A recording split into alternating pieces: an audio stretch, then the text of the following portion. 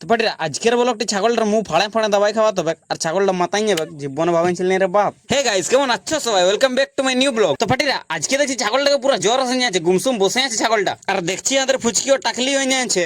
তো পাটিরা গাড়ি নিয়ে আমরা কলি দিকে বাইরে যাচ্ছি, আর এটা দেখো আমার বেটাটা রোলটা দেখছো কেমন রোল দিচ্ছে মা। তো পাটিরা এখন আমি যাচ্ছি ছাগলের দাবাই আনতে, আর দেখছো না কেমন চাষ করে আছেন, পুরো হারি ভারি দেখা আছে খেতে গিলা, আর আসে রাস্তায় রুকে গেলি দিলি টাঙ্কি খালি করে। তার বাদে এমন রাইডার গাড়ি চলেছিল দিল্লি ছাড়া খেতে ঢুকাই। ফাইনালি গাইস মেডিকেল পৌঁছে গেলি, দাওয়াইটাও নিয়ে নিলি। আর এথা রুকে দেখতেছিলি কি দেখতেছিলি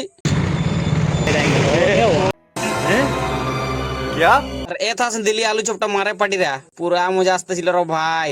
আর এইদিকে আমরা চলে গেলি আটু পাটু ঘর ঘর আসে হিলাই হিলাই পিলাই নিলি, ভালো হয়ে গেল।